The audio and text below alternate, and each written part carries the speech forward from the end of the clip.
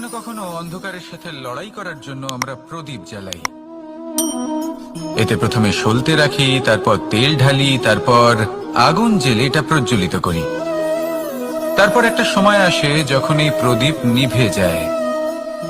কারণটা কি? কারণ কি এটা যে প্রদীপের প্রকাশমান হওয়ার ক্ষমতা সমাপ্ত হয়েছে? না, এই যে আগুন আমরা দেখতে পাচ্ছি, এই আগুনের জন্য যে শক্তির প্রয়োজন হয় তা আসে এই তেল থেকে। যদি এই তেল সমাপ্ত হয়ে যায় তাহলে এই প্রকাশ তাও সমাপ্ত হয়ে যায়।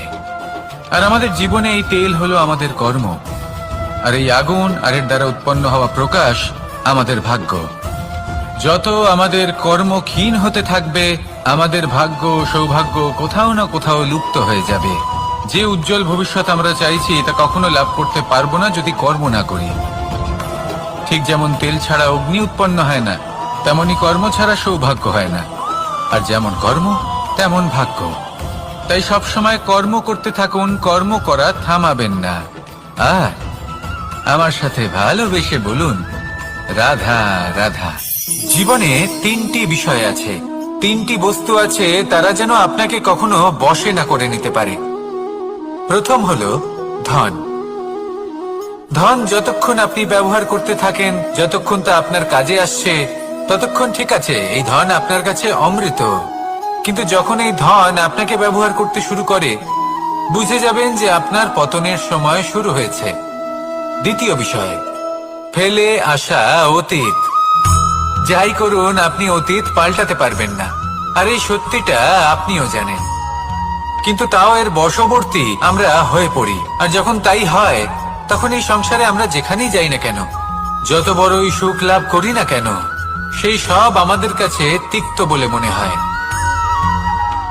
তৃতীয় বিষয়, আপনার আশেপাশের মানুষ ভিন্ন ভিন্ন ধরনের মানুষ হয়, যাদের চিন্তা ভাবনা এবং দৃষ্টিভঙ্গি ভিন্ন ভিন্ন প্রকারের। যদি এদের বশবর্তী আপনি হয়ে পড়েন, তাহলে কেউ বলবে এটা করো, এটা ভালো।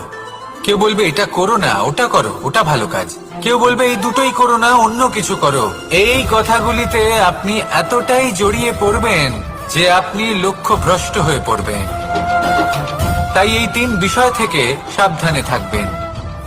যদি কোনো কিছু বশ করতে হয়, তাহলে আপনাকে বশ করতে হবে আপনার আজকে, নিজের বর্তমানকে।